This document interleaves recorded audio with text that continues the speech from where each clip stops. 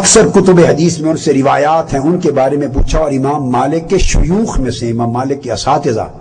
ان سے پوچھا گیا کہ ان کا درجہ حدیث میں کیا ہے۔ آپ نے فرمایا کہ خدا کی قسم میں نے جتنے شیوخ اور اساتذہ سے حدیث روایت کی ہے، میں نے ایوب السختیانی سے بہتر افضل کوئی شخص نہیں پایا۔ پوچھا گیا ان میں افضلیت کا سبب کیا ہے کہ سب سے افضل ہے؟ کہنے کہ قال حج حجتین وکنت ارمقه ولا اسمع منه غیر انه كان اذا ذکر النبی بکا حتى ارحمه فلما رأيت منه ما رأيت واجلاله للنبی كتبت عنه۔ کہتے میں نے ان کے پاس رہتا تھا، 2 حج ان کے ساتھ میں نے کیے، وہ حدیث بیان کرتے، میں پہلے نہیں لکھتا تھا، لیکن خدا کی قسم میں نے دیکھا آنکھوں سے کہ جب بھی تاجدار کائنات کا نام سنتے، ذکر آتا، ان کی آنکھیں چھم چھم حضور کے عشق میں رونے لگ جاتی، اور وہ اتنا روتے کہ ان کی حالت اظہار پہ ہمیں رحم آ جاتا۔ جب میں نے ان کو حضور کے عشق میں اتنا غرق دیکھا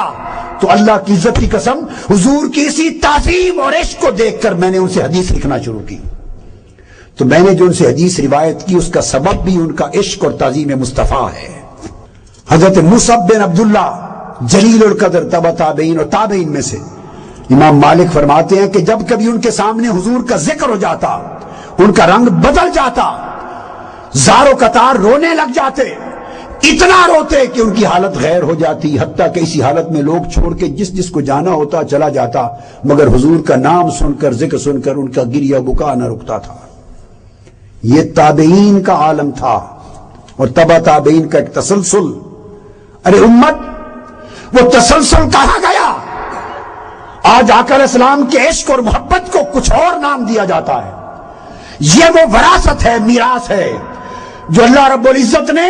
پتھروں کے اندر رکھی تھی، درختوں میں رکھی تھی، جانوروں میں رکھی تھی، شجر و حجر میں رکھی تھی۔ یہ میراث صحابہ کے ایمان کو ملی تھی، یہ تابعین میں آئی، تبع تابعین میں۔ امت میں جب تک ایمان زندہ و سلامت رہا،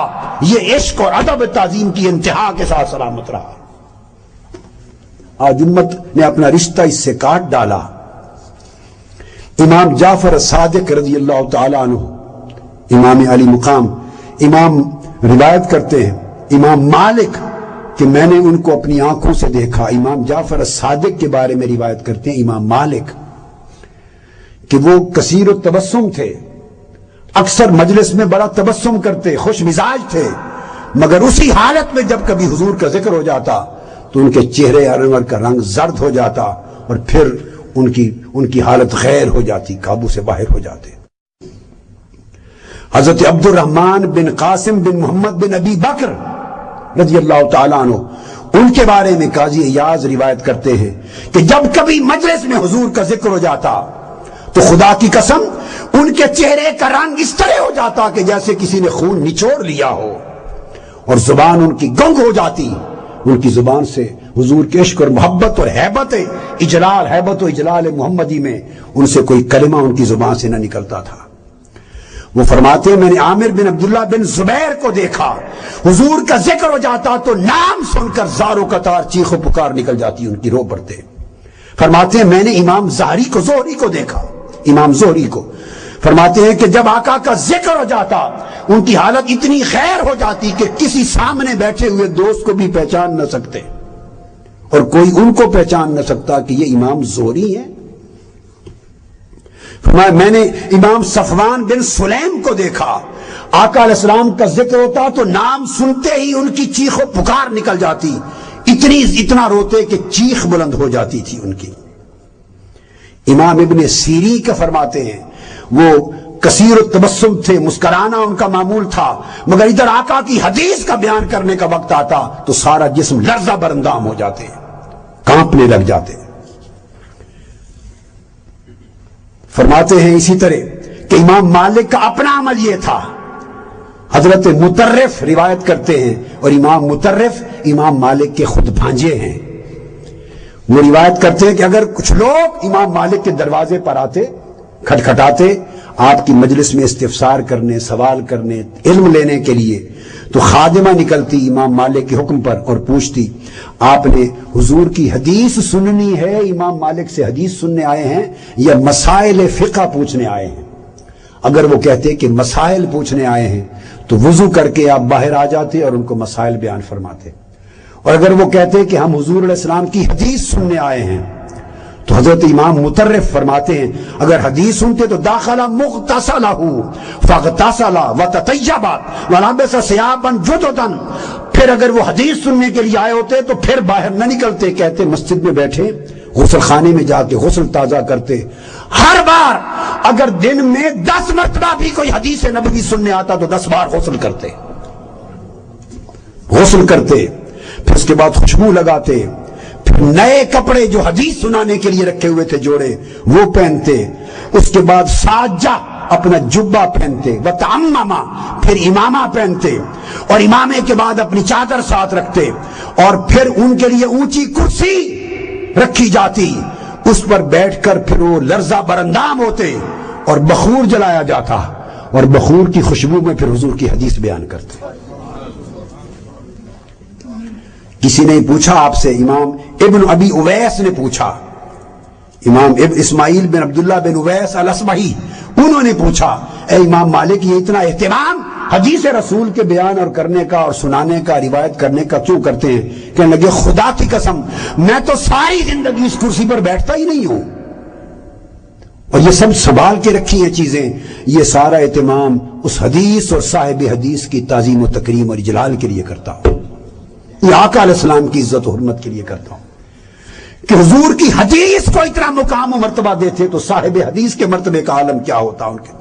یہ عزت وہی دے سکتا ہے جس کے دل میں تعظیم و تکریم محمدی کا عجیب عالم ہو، جس کے دل میں عشق مصطفیٰ کی عجیب حالت ہو۔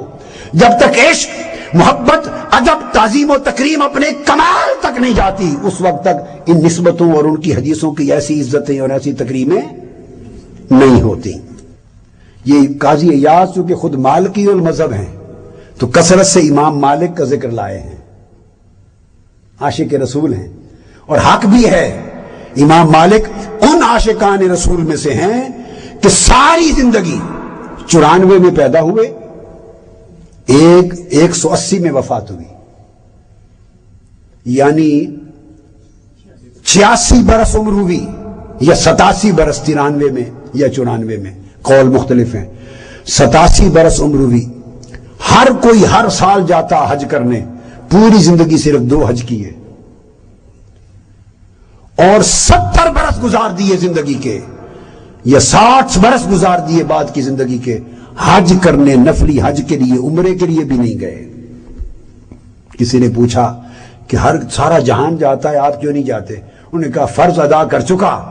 اب معلوم نہیں کہاں موت آ جائے، میں حضور کے شہر سے باہر موت گوارا نہیں کرتا۔ گلیوں میں نہیں چلتے تھے، دیواروں کے ساتھ گھسیٹ کر چلتے کہ جن جگہوں پر حضور کے قدم لگے ابھی تک وہی گلیاں ہیں، میں گوارا نہیں کرتا کہ میرے قدم ان جگہوں پر، مواضع پر لگ جائے، اماکن پر لگ جائے۔ امام عبداللہ بن مبارک روایت کرتے ہیں، امام عبداللہ بن مبارک، کہ میں آپ کی مجلس میں تھا، آپ حدیث بیان کر رہے تھے، حدیث بیان کرتے ہوئے ایک بچھو نے 16 مرتبہ آپ کو ڈس لیا، 16 مرتبہ، ایک بچھو تھا یا زیادہ بچھو تھے، 16 مرتبہ ڈسے گئے۔ ہر بار آپ کے چہرے کا رنگ متغیر ہوتا، زرد ہو جاتا، ولا یقطع حدیث رسول اللہ، مگر حضور کی حدیث بیان کرتے رہے، کاٹی نہیں، حضور کا ذکر سنتے رہے، بیان کرتے رہے، آواز نہیں کاٹی۔ جب فارغ ہوئے تو میں نے پوچھا یا ابا عبداللہ لقد رأیت منک اليوم عجبا، عجیب آپ کا آج حال دیکھا ہے، 16 مرتبہ آپ کے چہرے کا رنگ زرد ہو گیا اور عجیب تکلیف کی کیفیت محسوس ہوئی، مگر آپ نے حدیث رسول کی روایت اور بیان کو منقطع نہیں کیا، کیا وجہ؟ کہنے لگے عبداللہ بن مبارک 16 مرتبہ بچھو نے مجھے ڈسا ہے،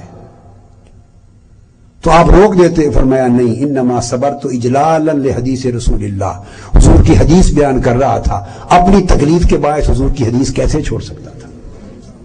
حضور کی حدیث کا ادب مجھے اس بات کی اجازت نہیں دیتا تھا۔ ہشام بن غازی نے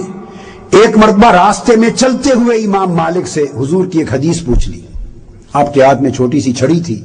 راستے میں کھڑے ہوئے پوچھی. آپ نے اس چھوٹی سی چھڑی تھی 20 ضربیں ماری اس کو, کہ حضور کی حدیث کو راستے میں چلتے ہوئے نہیں پوچھتے, بے ادبی ہے. 20 ضربیں لگا کر پھر اس کو مناسب جگہ پہ جا کے بٹھایا اور بدلے میں 20 حدیثیں سنائیں. اور وہ فرمایا کرتے تھے عمر پر میری خواہش تھی کاش مجھے ضربیں لگاتے رہے اور حدیثیں سناتے رہے. آقا علیہ الصلوۃ والسلام کے عشق اور محبت اور تعظیم و تکریم کا یہ عالم,